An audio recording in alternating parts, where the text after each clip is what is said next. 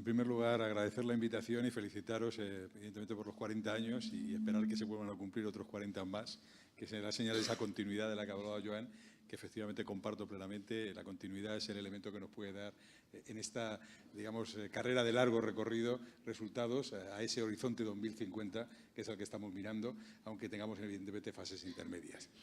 Bueno, yo por suerte, en este caso, Joan ha hecho parte de la intervención porque como administración estamos todos en el mismo barco y yo pensaba empezar hablando de que tenemos un marco estratégico que nos liga a todos y dentro del mismo él ha hablado del PNIEC, que tenemos que hablar de la ley de cambio climático, de la estrategia de transición justa, de la estrategia de pobreza energética, etcétera. Hay muchos vectores que hay que tener en cuenta.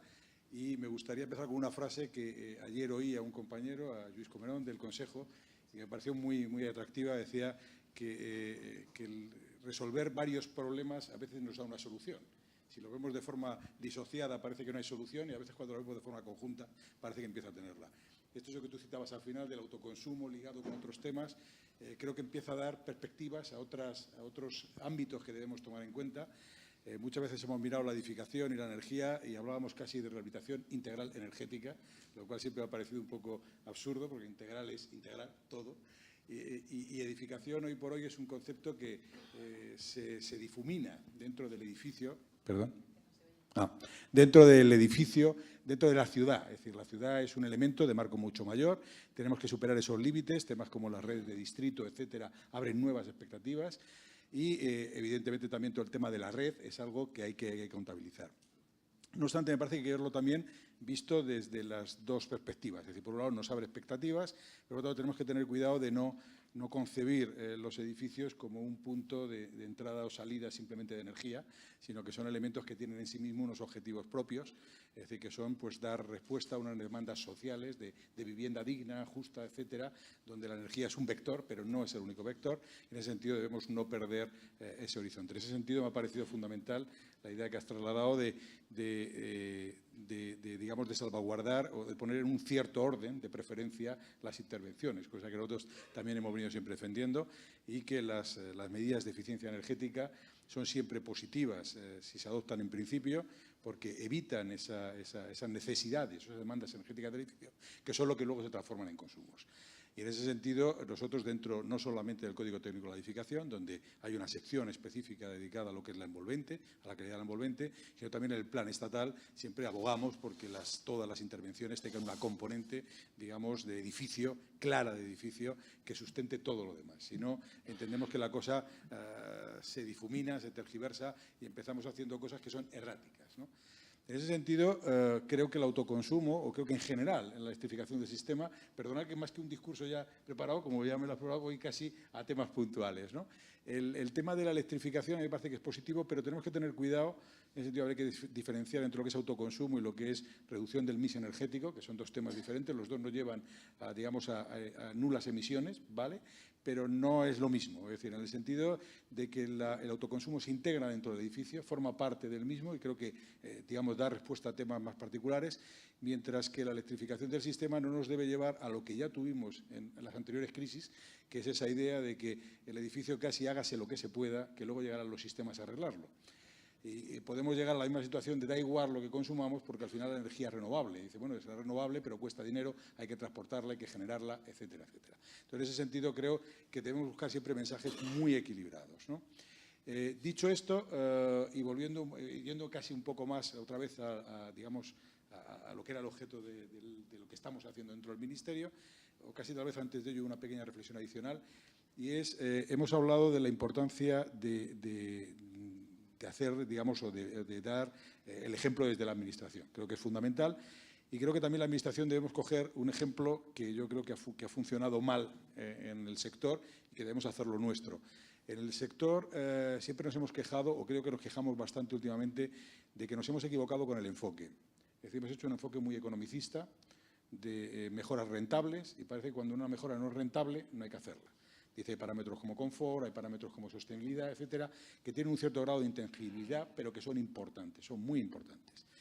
Y yo creo que nosotros podemos caer en el mismo error a nivel global si no hacemos también las cuentas globales, es decir, si caemos en el riesgo economicista. Evidentemente las cuentas tienen que salir, tenemos que hacer movimientos, pero es fundamental, y tú lo has dicho, que se integren nuevos parámetros, es decir, la fiscalidad, etcétera, etcétera. Si no, con los recursos que estamos utilizando, fondos nacionales de eficiencia energética, etcétera, etcétera, ciudadanos, etcétera, no salen las cuentas. Hay que poner todo el componente macro, se genera empleo, se genera riqueza, se generan muchas cosas que yo creo que es la primera vez que dentro del PNIEC y dentro de la Ley de Cambio Climático se ponen en su globalidad, y eso nos resta, digamos, capacidad individual a los diferentes ministerios, pero por contra nos da la potencialidad de tener un objetivo final.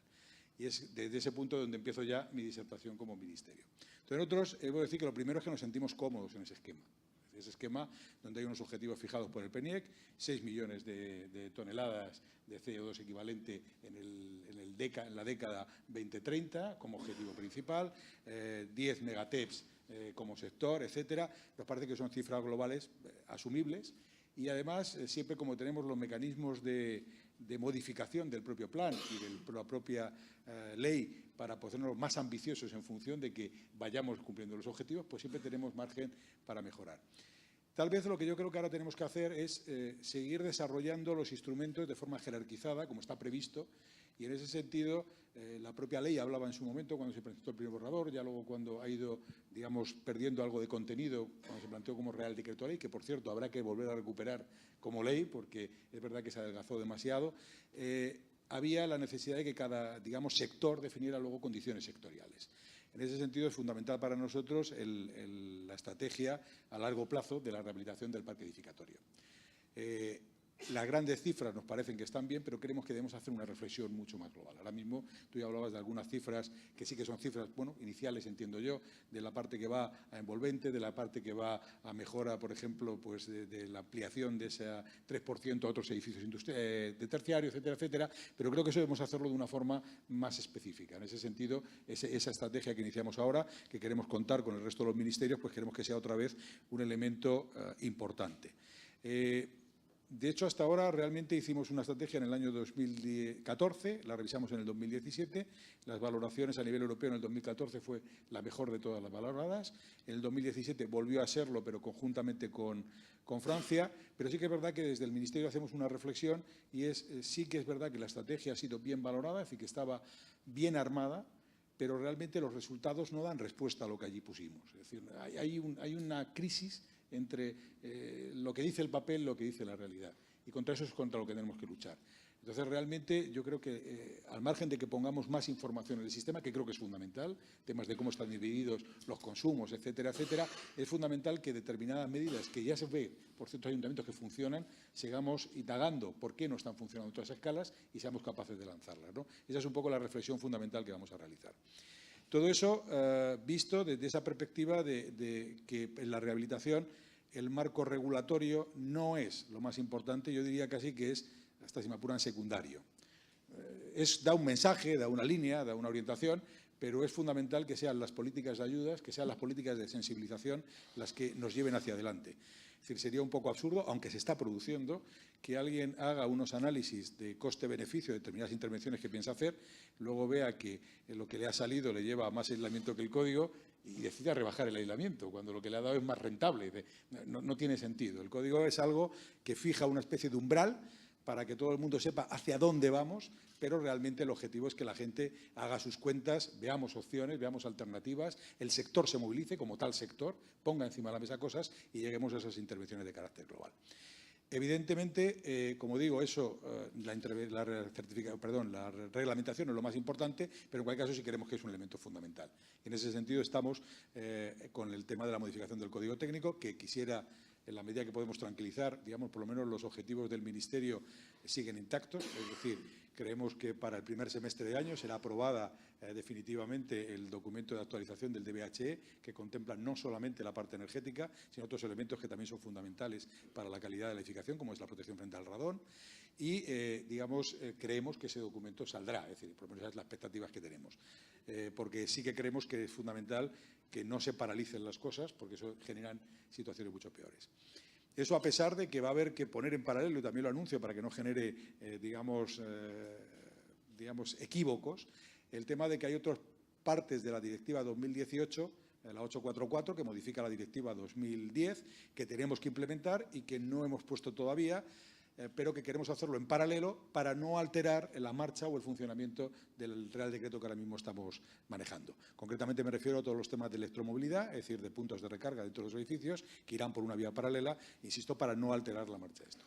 Sí que es verdad que todavía ese documento es posible que tenga alguna modificación, en ese sentido estamos trabajando con el IDAE. Creemos que hay determinados mensajes que deben lanzarse con claridad y uno de ellos es, por ejemplo, el tema del autoconsumo, que está contemplado en lo que se refiere a terciario, pero no en el ámbito de la edificación residencial vivienda, y que creemos que se puede implementar siempre condicionado a que esa regulación del autoconsumo, que tenemos el compromiso por parte de de transición ecológica, de que se va a modificar, tenga o no genere un cuello de botella para los usuarios, ¿no? En ese sentido, eso se va a lanzar para hacia adelante. Y sí me gustaría comentar que en ese código técnico, como digo, aún no siendo lo fundamental para la habitación, sí que hay mensajes claros, y los mensajes claros en lo que se refiere al volvente, que es un poco lo que aquí, digamos, como asociación puede preocupar más, es la existencia de un blindaje, como decía antes, por decirlo de alguna forma, a lo que es las condiciones de calidad energética del edificio.